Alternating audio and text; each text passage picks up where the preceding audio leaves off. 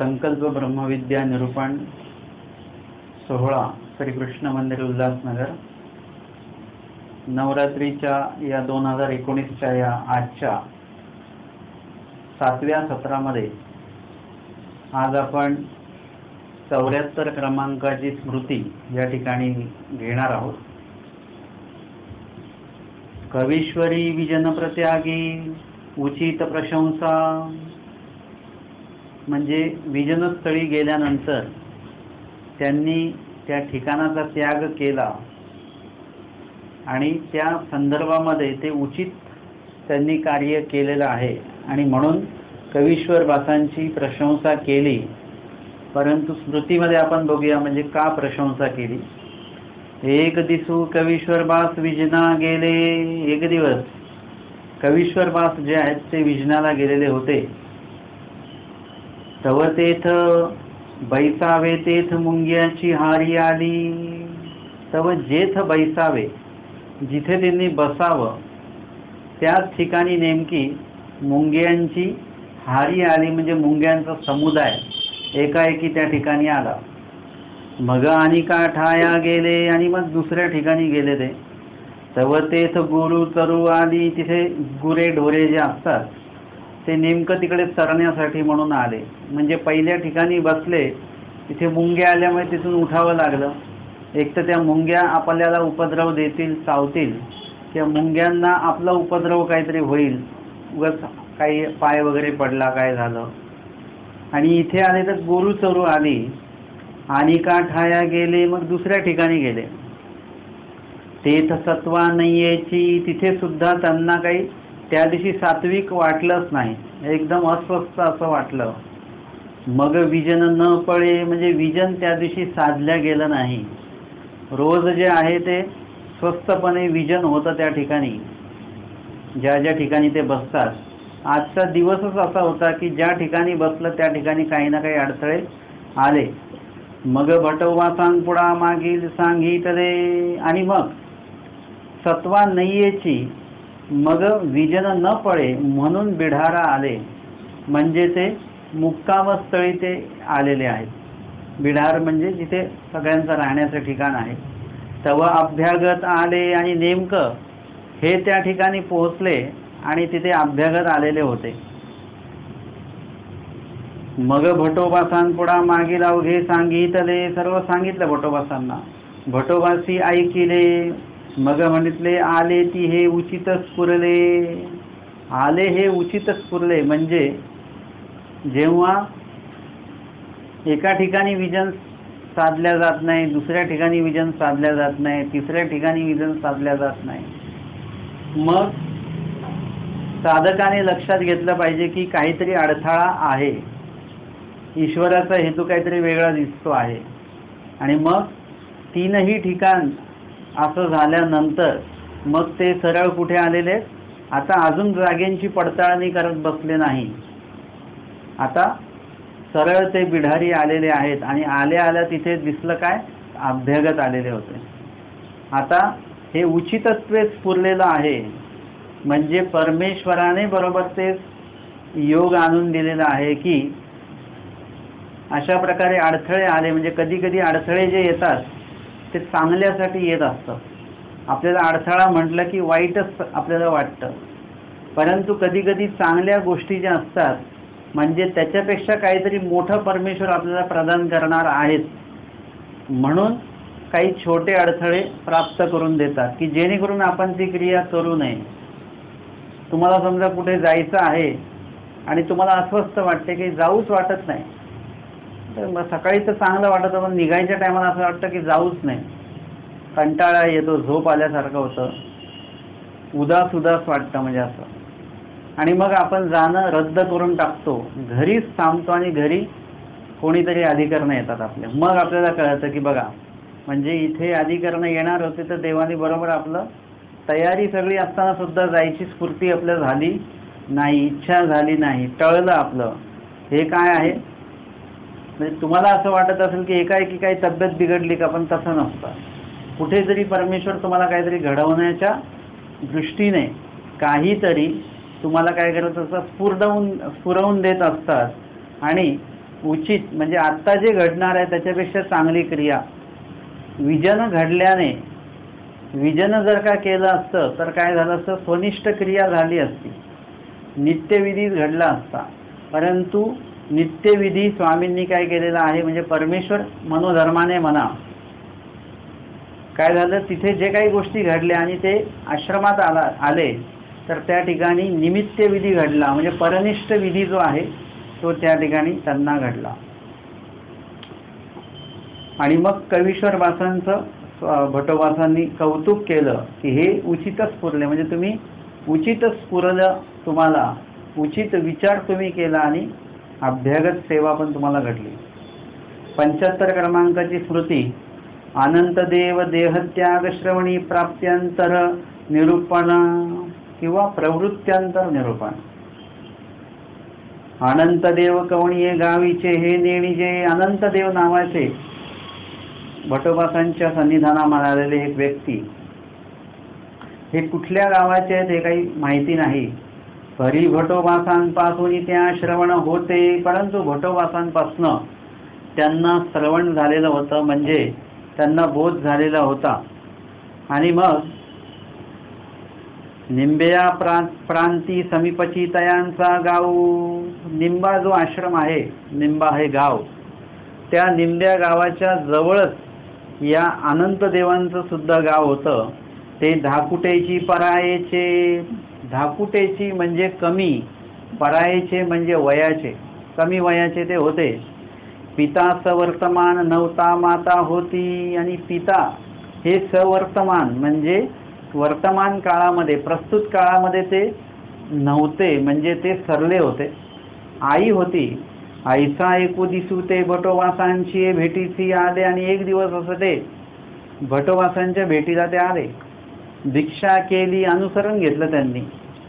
ते ऐकून तयाची माता न्याव्या आली. आणि ते ऐकून की माझ्या मुलाने अनुसरण घेतलं, माझ्या मुलाने दीक्षा घेतली, हे ऐकून ती मुलाला नेण्यासाठी म्हणून, घरी नेण्यासाठी म्हणून निंब्याला मार्गामध्ये ती आली.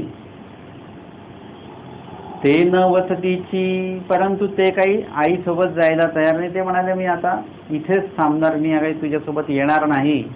मग माता भटोबासा ते म्हणितले भटो याते धाडा ना तरी मी तुम्हावरी विष खाईन. मग तिने भटोबासांनाच हे केलं. भटोबासांना ते म्हणतात तुम्ही याते धाडा म्हणजे तुम्ही यांना घरी पाठवा माझ्या मुलाला, नाहीतर मी तुम्हावरी विष खाईन म्हणजे तुमच्या नावाने मी विष खाईन. आणि सगळ्यांना सांगेल की यांच्यामुळे मी विष खाते आहे. भटोबासी म्हटले अनंता मज कारणे जायगा. भटोबासांनी पाहिलं की जर का आपण यांना नाही पाठवलं तर काय होईल, हे विष खातील, काही सांगता येत नाही, खातीलही. आणि नाव भटोबासांचं घेतील, भटमार्गीचं नाव घेतील आणि त्याच्यामुळे नुकसान जे आहे ते कोणाचं होईल, धर्माचं नुकसान करतील. ते धर्माला नावं ठेवल्या जातील अशा प्रकारची बदनामी ते पंथाची करतील, मार्गाची करतील, देवाची करतील. आणि जेव्हा केव्हा महानुभाव साधकाची जेव्हा कुठेतरी बदनामी केल्या जाते तेव्हा ती त्या व्यक्तीची बदनामी नसते, तर ती धर्माची बदनामी असते, ती पंथाची बदनामी असते. म्हणजे हा भाग लक्षात ठेवून आपण बोललं पाहिजे. एखाद्या साधूंच्या विरोधात जरी आपण बोलत असलो तरी त्या साधूंच्याच विरोधात बोलतो असं नाही, तर समस्त पंथाला आणि मार्गाचं नाव त्या ठिकाणी जात असतं. म्हणून बोलत असताना किती सावधतेने बोलले गेलं पाहिजे. भटोबासांनी याचा विचार केला, जर का आपण काहीच प्रतिक्रिया दिली नाही किंवा त्यांच्या म्हणण्यासवर वागलो नाही, तिने विष खाल्लं, तर भटमार्गीचं नाव म्हणजे माझ्या देवाचा जो मार्ग आहे, माझं नाव बदनाम होईल असं नाही, तर माझ्या समस्त गुरुकुळाचं नाव, माझ्या धर्मतत्वाचं नाव किंवा माझ्या पंथाचं नाव, माझ्या देवाचं नाव त्याच्यामध्ये जाऊ शकतं. आणि म्हणून स्वामींनी सांगितलेलं आहे, अल्पे अनिष्टे बहुत अनिष्ट परिहरे तरी परिहरीजे. म्हणजे कधी कधी छोटा अनिष्ट जे आहे ते घडलं तरी चालतं, कधी जर का मोठं अनिष्ट टळणार असेल तर छोटं अनिष्ट टळलं तरी केलं तरी चालेल एखाद्या वेळेस. म्हणजे जर का तुम्हाला कोणी म्हटलं की तुम्ही हा प्रसाद खाल्ला का सत्यनारायणचा, मग तुम्ही त्या टायमाला काय म्हणणार, नाही खाल्ला, तर काय होईल, ते आणून देतील तुम्हाला. तुम्ही काय म्हणा, खाल्ला. म्हणजे हे अल्पानिष्ट आहे, परंतु त्याच्यामुळे बहुत अनिष्ट जे आहे ते बहुत अनिष्ट टळणार आहे. बहुत अनिष्ट कुठलं, देवतेचा प्रसाद खाण्याचं जे अनिष्ट घडणार आहे ते बहुत अनिष्ट आहे. ते अनिष्ट टाळण्यासाठी छोटा अनिष्ट जे आहे, म्हणजे छोटं खोटं बोलणं आहे, ते तुम्ही करू शकता. म्हणजे अशा प्रकारे तुम्ही छोट्या दोषातनं मोठा दोष, मुळामध्ये म्हणजे दोष आचरणच करायचा नाही आहे, छोटा असो किंवा मोठा असो. परंतु यदा कदाचित मोठा दोष जर का टळत असेल तर छोटा दोष घडला तरी हरकत नाही. आणि म्हणून भटोबासांनी काय केलेलं आहे की त्यांना म्हटले, तू मज कारणे जायगा, म्हणजे माझं मी सांगतो म्हणून तरी तुम्ही आता जा. आता आई बोलवते म्हणून जाऊ नका, तर मी पाठवतोय म्हणून घरी जा आणि मार्गाचं नाव राखा. ते गेले, परंतु त्यांची काही इच्छा नव्हती अजिबात जाण्याची, परंतु आचार्यांसमोर त्यांना काही बोलता आलं नाही आणि ते गेले स्वघरी. आणि गेल्या गेल्या काय झालं, ते निरोधे गेलेले होते, म्हणजे नापसंतीने गेलेले असल्यामुळे गेल्या गेल्या तव तया ज्वरू आला, म्हणजे गेल्या गेल्या त्यांना ताप आला. जसं माय धुवा लेकी या लिळेमध्ये आपण पाहिलं की लेकीला काय झालं, उठल्या उठल्या तिला लगेच ताप भरला, वियोग ज्वर जो आहे तो त्या ठिकाणी तिला आला. तसंच ताप जो आहे तो या ठिकाणी यांना सुद्धा आलेला आहे, अनंत देवांना. माता म्हणितले बा अनंता वाचसी, आणि तो एवढा ताप आला त्या मातेने त्या मुलासाठी सगळं काही पथ्य पाणी सगळं काही केलं, परंतु तो मुलगा काही त्याचा ताप काही नीट होईना, ताप काही कमी होईना. आणि मग अशा वेळेस माता एकदम चिंतित झाली, काळजीमध्ये पडली आणि ती म्हटली, आता काही खरं नाही माझ्या मुलाचं. आणि मग ती त्या मुलाला बोलते की अनंता वाचसी, बा अनंता वाचसी, अरे वाचशील की नाही काय, म्हणजे इतका मोठा ताप आलेला आहे. मग ते म्हणतात आईला, जैसे भटोबासा ते म्हटले, धाडाना तरी मी विष खाईन, तैसेची काळासी म्हणतील तरी वाचैन. तो म्हणेन मी वाचेन तापातनं, मरणार नाही, पण तापाला तू सांग. काय सांग, जसं भटोबासांना सांगितलंच ना की जर का तुम्ही अनंताला पाठवलं नाही तर मी विष खाईन, तसं तू तापाला पण म्हण आता की जर का तू गेलाच नाही तर मी विष खाईन, मग मी वाचेन. मग तो ताप घाबरून पळून जाईल. भटोबासांना म्हणू शकलीस तसं आता तू या तापाला पण म्हणून दाखव. तैसेची काळासी म्हणतील तरी वांचैन, तैसेची तरी तेही देह ठेविले, आणि काही वेळामध्येच त्यांनी आपलं देह ठेवलं, म्हणजे ते कमी वयामध्येच त्यांनी अनुसरण घेतलं, मार्गसन्निधान त्यांनी काही कालावधीपर्यंत जोडलं आणि नंतर घरी आलं. आईमुळे त्यांना घरी यावं लागलं आणि त्या ठिकाणी त्यांनी त्यांचं ज्वर आला त्यांना, म्हणजे त्यांना अजिबात ते घरी फक्त देहाने आलेले होते, मनाने काही घरी आलेले ते नव्हते आणि ते सरले. ते भटोबासी ऐकिले, आणि भटोबासांच्या कानावर आलं ते की अनंत देव सरले म्हणून. मग म्हणितले अनंता सारिका शिष्य जाय, अनेक गुरु तरी पोटी सुरी सोये, म्हणजे अनंत देवासारखा शिष्यच मिळत नाही. शिष्य भरपूर मिळतात, परंतु आनंद देवांसारखा मिळत नाही की जो कमी वेळामध्ये सगळं ज्ञात श्रवण करून आणि कमी वयामध्ये अनुसरण घेऊन, अनुसरणाबद्दल बोलणारे खूप आहेत, परंतु अनुसरण घेणारे जे लोक आहेत ते खूप कमी असतात. अनुसरण घेणं म्हणजे काही साधी गोष्ट नाही आहे. आणि ते अनंत देवाने कमी वयामध्ये ते केलं आणि ना पसंतीने घरी गेले, आणि घरी गेले म्हणजे घरी गेलेच नाहीत. आईसाठी म्हणून बघितलं तर अनंत देव हे घरी आलेले आहेत, परंतु वास्तविक कसं बघितलं गेलं तर अनंत देव हे घरी मुळामध्ये गेलेच नाही, फक्त देह गेलं त्यांचं, परंतु त्यांचा जीव जो होता तो परमार्गामध्येच त्या ठिकाणी होता. आणि म्हणून सांगितलं की दुसरे जर का गुरु असते तर ते पोटी सुरी सोये माझेने निमित्ते गेला. म्हणजे शेवटी कितीही जरी झालं तरी कधीही समोरच्याची जरी काही चूक असेल, समोरच्याचा जरी अनधिकार असेल, अयोग्यता असेल आणि त्यानुसार जर का ती व्यक्ती काही दोष आचरण करत असेल, परंतु त्याला निमित्त कोण आहोत? आपण. जसं सांगितलं की समजा स्थानवंदनाला घेऊन गेलो तर त्या ठिकाणी तुम्ही जरी दोष आचरण केलं तरी सुद्धा निमित्त मला मानायचं की ह्याला निमित्त कोण आहे? मी आहे. आधी अयोग्यता त्याची जरी असली तरी त्या कार्याला निमित्त जो आहे तो मी झालेलो आहे. म्हणजे आपला जो गुण आहे तो पुढीलावरी घालावा. पक्ष सांगितलेला आहे की आपल्याकडे जो गुण आहे आणि आपल्यामुळे एखादी क्रिया घडलेली आहे तरी त्याचं श्रेय आपल्याला दुसऱ्याला देता आलं पाहिजे की माझ्याकडनं हे चांगलं झालं, कारण की सर्वांचं शुभचिंतन होतं, सर्वांची मदत होती, सर्वांचं मार्गदर्शन होतं, म्हणून मी या ठिकाणी ते योगदान देऊ शकलो. म्हणजे आपल्याला अशा प्रकारे समोरच्याला केली क्रिया तुम्हीच आहे, परंतु त्यासाठी शुभचिंतन सगळ्यांचं असणं खूप गरजेचं असतं. शुभचिंतन नसेल तर तुमच्याकडनं कुठलीही क्रिया होणं हे सहज सोपं नाही आहे. आणि म्हणून या ठिकाणी जर का एखादी वाईट गोष्ट घडते आहे तर त्या वाईट गोष्टीला पण मी निमित्त आहे असं धरून चालावं. जरी एखाद्या व्यक्तीचा पाय आपल्याला लागला म्हणजे चूक कोणाची आहे? त्या व्यक्तीची आहे.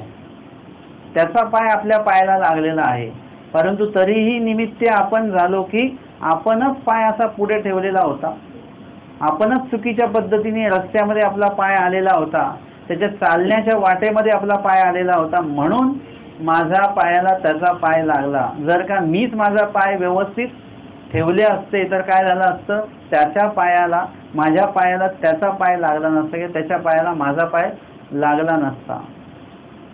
म्हणजे त्याला निमित्त आपण. इथे सांगितले निमित्त दोषामध्ये तुम्ही विजनाला बसलेले आहात आणि काठी आहे तुमच्याकडे, अशक्तता असेल काही असेल म्हणून काठी आहे सोबत, आणि तुम्ही विजनाला बसले डोळे बंद करून, तिकडे साप निघाला आणि त्याच्यासाठी तुमच्याकडची जर का ती काठी उचलून त्यांनी नेली आणि तिथे जर का तो साप मारला आणि परत ती काठी आणून ठेवली, तुम्हाला माहिती पण नाही, परंतु निमित्त कोण झालं? तुम्ही काठीच नेली नसती तर ती साप मारायला ती काठी उचललीच नाही. त्यांनी साप मारला आहे त्याला दोष लागला, तो त्याचा भाग वेगळा, पण तुमची काठी तुमच्या अकुशलतेमुळे उपयोगी गेली, हा तुमचा दोष त्या ठिकाणी आहे. आणि म्हणून या ठिकाणी हे सुद्धा आपल्याला लक्षात आलं पाहिजे की किती ब्रह्मविद्येमध्ये किती बारकावे याच्यामध्ये सांगितलेले आहेत. आता मुळामध्ये म्हणजे अनंतदेव आले, त्यांच्या नशिबामध्ये जेवढा सन्निधान होतं मार्गाचं तेवढं सन्निधान त्यांना लाभलं, आणि त्यांच्या ज्या आई आहेत त्यांच्या आईंनी त्यांना नेलेलं आहे. वास्तविक भटोबासांनी काही त्यांना हे केलं का?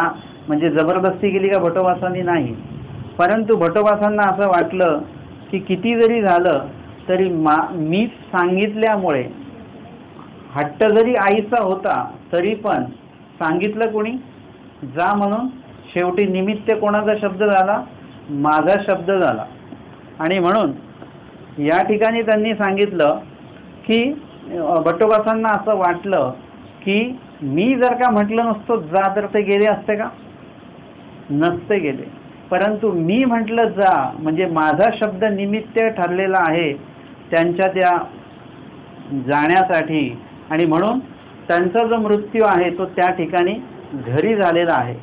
म्हणजे याला निमित्त आपण म्हणून त्या ठिकाणी भटोबासांनी स्वतःला दोष दिलेला आहे. आणि म्हणून ते म्हणतात की दुसरे जर का कोणी गुरु असते तर काय झालं असतं की पोटी सुरी सोये, पोटामध्ये सुरी खुपसून त्यांनी स्वतःला संपवलं असतं, कारण की एवढ्या चांगल्या शिष्याचं माझ्यामुळे नुकसान झालं म्हणून.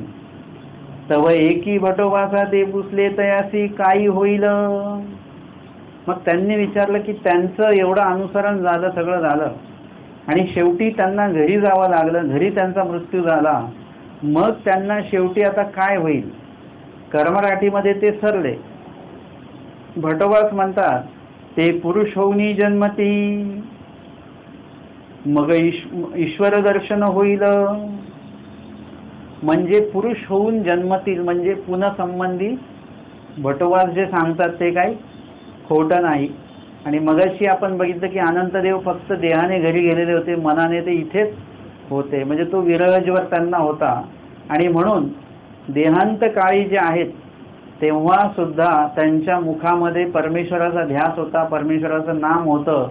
आणि शेवटी ईश्वर आठवत आठवतच गेल्यामुळे त्यांना काय होणार आहे, पुनःसंबंध त्यांना निश्चित झालेला आहे. मग तो एखादा पुढे क्रियापूर्णत्वाचा देह देऊन मग त्यांना तो मनुष्यदेव होईल, पुनःसंबंध होईल त्यांना, तो एक भाग वेगळा. परंतु भटोबासांनी सांगितलं की त्यांचा पुनःसंबंध नक्की.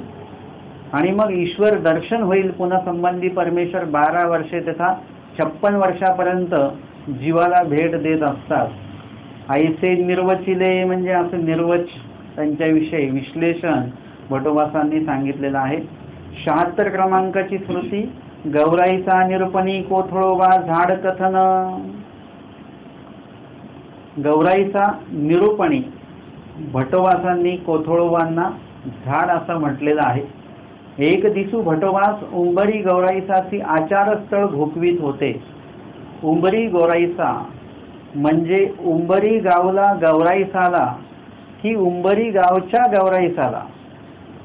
म्हणजे आपण कुठे गेलो, हे मुंबईकर वासनिक आहेत, म्हणजे जसं तसं गावाचं राजवरी म्हणजे अशा प्रकारे ते सरालेकार माहीम भट्ट म्हणजे ते गावाचं नाव जे आहे ते त्याला जोडलं जातं.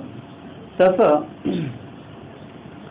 गौराईसांना आचारस्थळ घोकवीत होते म्हणजे आचार शिकवित होते, आचाराची वचनं त्यांना सांगत होते. परितयासी नये नुमटे, परंतु गौराईसांना भटोबासांनी सांगितलेलं उमटत नव्हतं.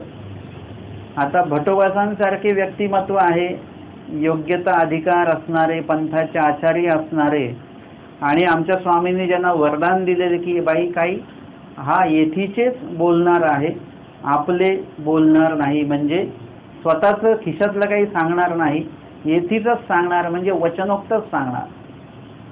म्हणजे आचार्य जे आहेत जे सांगायचे जे बोलायचे ते ईश्वराच्या वचनाधारच बोलायचे, ईश्वराच्या वचनाधारच ते सांगायचे आणि ऐकायचे सुद्धा तेच ईश्वराच्या वचनाधारच.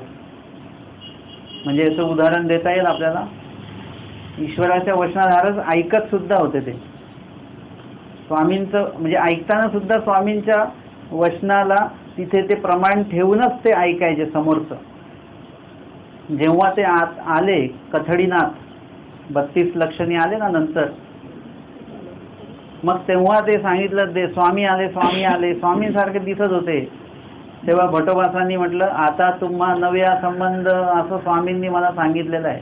म्हणजे आता पुनरपी परमेश्वर आता मला भेट देणार, स्वामी भेट देणार नाही आहेत, आता पुनःसंबंधीच भेट होणार असं सांगितलेलं आहे. म्हणून स्वामी आलेले नाहीत हे वचनाचाच आधार घेऊन ते ऐकतायत.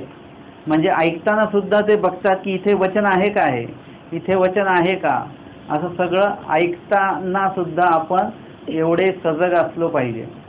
आणि म्हणून आचार्य अशी ही व्यक्तिमत्व असलेली व्यक्ती आचार्य ते गौराईसांना आचारस्थळ घोकवीत आहेत, परंतु त्यांना उमटतच नव्हतं. मग भटोबासी म्हटले गौराई तुझं तरी ये ना. ते म्हणाले अरे गौराई एवढं समजावून सांगितलं तरी तुला येत नाहीये. आता हे काय आहे, हा दोष कोणाचा आहे, सांगणाऱ्याचा का ऐकणाऱ्याचा?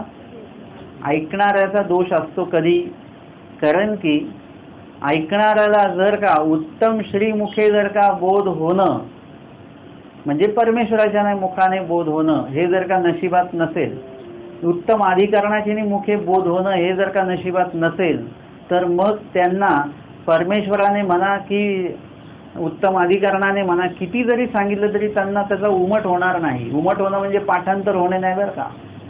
नाही तर पाठांतर करणारे, पाठांतर असणारे, प्रश्नाला उत्तर देणारे भरपूर लोक आहेत, कमी नाही अशा लोकांची.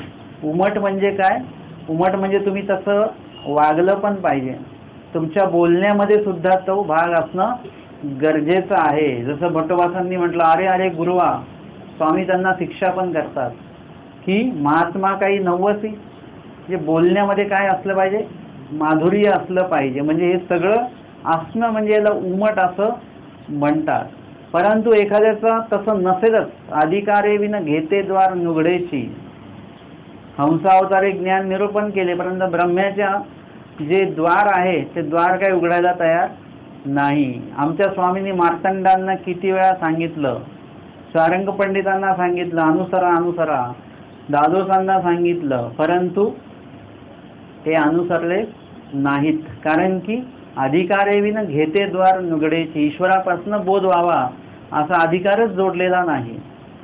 मग उत्तम अधिकरणाची निमुखे, जसं त्यांचं ते भांडण झालं, कोण होत्या त्या बाई, आणि मग भटोबा स्वामी म्हणतात त्यांना थांबा थांबा, परंतु ते काही थांबायला तयार नाही. स्वामी म्हणतात भटोबा तुम्ही सांगा, आणि मग भटोबा सांगतात तर ते थांबतात लगेच. स्वामी म्हणतात जीव जीवा सागरते हे सगळाही लखुबाईचा. त्यांनी वाद करून निघाले, सदा सर्वदा बाईसांचाच काही वार इथे घेतला जातो, परंतु स्वामींचं ऐकलं नाही, परंतु भटोबासांचं ऐकलं. आप्ताचे वाक्य लाभे, कधी कधी असं सुद्धा असतं. म्हणून इथे त्यांना बोध होत नाही आणि उमटत नाहीये, आणि भटोबास म्हणतात गौराई तुझं तरी ये ना, तू जाय मा तुझ्याशी झाडची बोलेल. आता तू आता जा, म्हणजे आता काही तुला सांगण्याचा अर्थ नाही. तुझा जेव्हा अधिकार येईल तेव्हा तुझ्याशी झाडची बोलेल. म्हणजे तुमचा जेव्हा ती ज्ञानाची परवड असते, प्रत्येक गोष्ट उमटण्याचा एक भाग असतो. कधी कधी असं असतं की तुम्हाला आता किती जरी सांगितलं तरी उमटणार नाहीये, पण जेव्हा किंवा 5-10 वर्षांनी असं होईल की तुम्हाला एकाएकी बसल्या बसल्या असं चिंतन होईल आणि लगेच ते उमटेल आणि लक्षात येईल. तेव्हा सांगत होते बरं का आपल्याला खूप की अन्यवार्ता करू नका, धर्मवार्ता करा, कुणाचं स्मरण चालू असेल तर मध्ये बोलू नका, हे आधी सांगितलं जात होतं. पण उमट नाहीये, कारण की रोज हेच घडतंय आपल्याकडनं.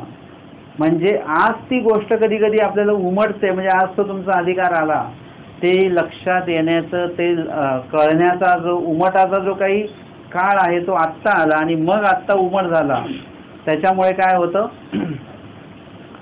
तो तुमचा अधिकार आल्याशिवाय सुद्धा तुम्हाला काही गोष्टी कळत नाहीत. परंतु अधिकार जरी येत नाहीये, अधिकार सध्या नाहीये आणि उमटत नाहीये, तर तुम्ही काय केलं पाहिजे, देवाला विनंती केली पाहिजे. तर मग तुम्हाला 2 महिन्याचा जो उमट होणार आहे तो तुम्हाला आत्ता सुद्धा उमट होऊ शकतो. पण तुमची तळमळ प्रार्थना तशी प्रकारची असणं गरजेचं आहे. आणि ते म्हणतात तुझशी झाडची बोलेल. आता झाड कधी बोलतो का? म्हणजे झाड बोलेल म्हणजे जे कधीही बोलत नाहीत, दोही ओटा टाळे ज्यांनी घातलेले आहेत असे अधिकरण जे आहेत, जे फक्त आचरण करतात, जे काही बोलत नाहीत, असे जे व्यक्ती आहेत, कधीतरी योग येऊन ते तुमच्याशी बोलतील आणि मग तुम्हाला उमट होईल. म्हणजे हे कधी, आता त्यावेळी जरी भटोबासांनी जरी त्यावेळेस सांगितलं तरी कदाचित त्यांना बोध होऊ शकतो किंवा उमटू शकतं ते, परंतु आत्ता तो वेळ नसल्यामुळे, आत्ता तो अधिकार नसल्यामुळे तो आत्ता उमटत नाही आहे. आणि जेव्हा केव्हा ते झाड त्यांच्याशी बोलणार आहे, म्हणजे कधी बोलणार आहे, जेव्हा त्यांचा अधिकार येईल तेव्हा बोलणार आहे. आणि ते बोलवून कोण घेणार आहे? स्वतः परमेश्वर त्यांना ते बोलायला लावणार आहेत.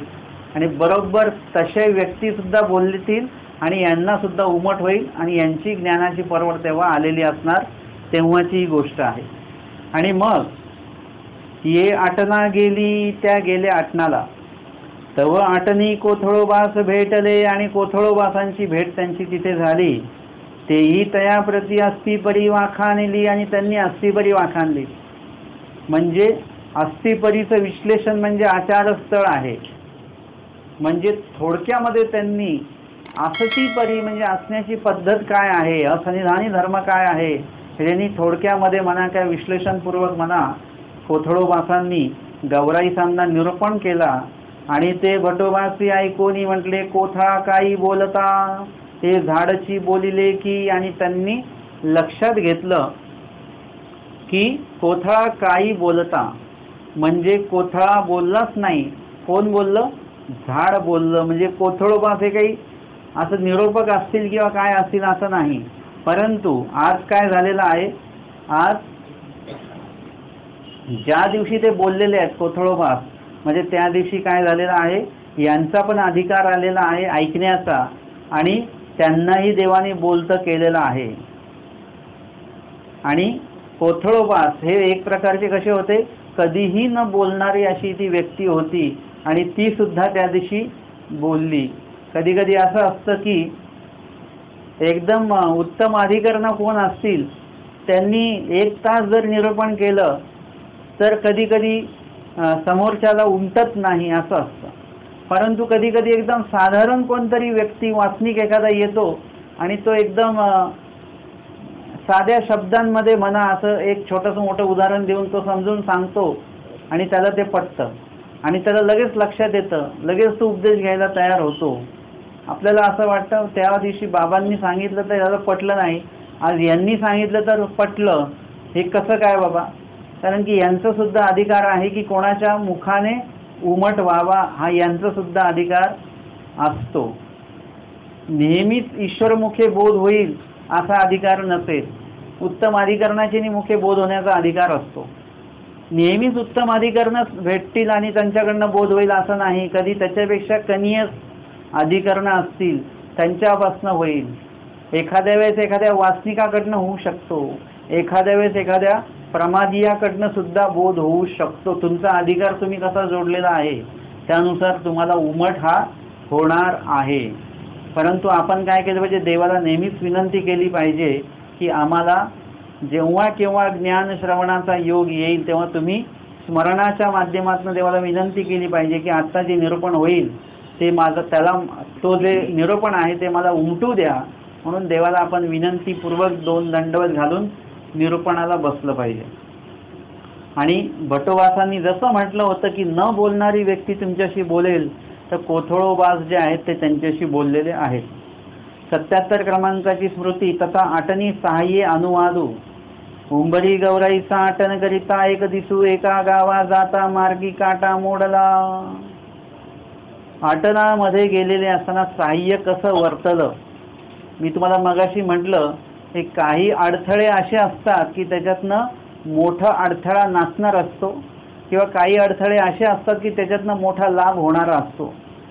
गौराईसांना सुद्धा काय झालेलं आहे, या ठिकाणी सहाय्य झालेलं आहे. उंबरी गौराईसा म्हणजे उंबरी गावच्या ह्या गौराईसा आहेत. आटनकरिता एक दिवस ते एका गावाला जाताना रस्त्यात आटनादिक्रमे चालताना काटा मोडला. आता आटनादिक्रमे चालताना काटा मोडला नव्हता पाहिजे, देवानी सहाय्य केलं पाहिजे होतं. सहाय्य झालं का देवाचं? काटा मोडला हे सहाय्य नाही झालं, परंतु काटा मोडला हेच सहाय्य झालं. बघा, काटा तर टोचलाय म्हणजे सहाय्य नाही झालं, ही आपली दृष्टी आहे. परंतु स्मृती वाचल्यानंतर लक्षात येईल की काटा मोडला हेच मुळामध्ये सहाय्य झालेलं आहे. तुम्ही म्हणाल एकीदी भिक्षा न मिळे, हे तर सहाय्य नाही झालं, परंतु जाणकार अधिक जे आहेत आचरणवंत आहेत त्यांच्या दृष्टीने ते सहाय्यच झालं. तुम्ही म्हणाल बघा आम्ही एवढं सेवा केली, सगळ्या पंक्ती वाढल्या आणि नेमकं शेवटच्या पंक्तीला आम्हाला गोडच भेटलं नाही, आम्हाला देवानी आमच्यासाठी काही ठेवलंच नाही. तुमच्या दृष्टीने सहाय्य झालं नाही, परंतु ज्ञान दृष्टीने बघितलं तर सहाय्य झालं. मिष्टान्न खाऊन तुम्हाला जे काही जाड्य येणार होतं, आळस येणार होता, तुमचं स्मरण ठाकणार होतं, ते काय झालं, टळलं. तुम्ही जेवढं कमी जेवाल तेवढं तुम्ही तंदुरुस्त राहाल, तुमच्यामध्ये स्फूर्ती राहील, झोप कमी येईल आणि त्यामुळे स्मरण चांगलं होईल. परंतु तेच जर का तुम्ही पोटभर जेवलात तर तुम्हाला एकदम चांगली झोप येईल आणि स्मरण वगैरे सगळं बाजूला. मग म्हणजे कशाला सहाय्य होणं म्हणतात. कधी कधी पदार्थ भेटण्याला सहाय्य म्हणता तुम्ही, परंतु पदार्थ भेटणं हे कधी कधी अडथळा रूप असतं की अरे हे मला नको आहे आणि हेच का पदार्थ मला येतात. आपल्याला असं वाटतं की भेटलं पाहिजे, परंतु जे जाणकार व्यक्ती ते म्हणतात नको, मिष्टान्न नको किंवा जे सदन अन्न आहे ते नको यायला.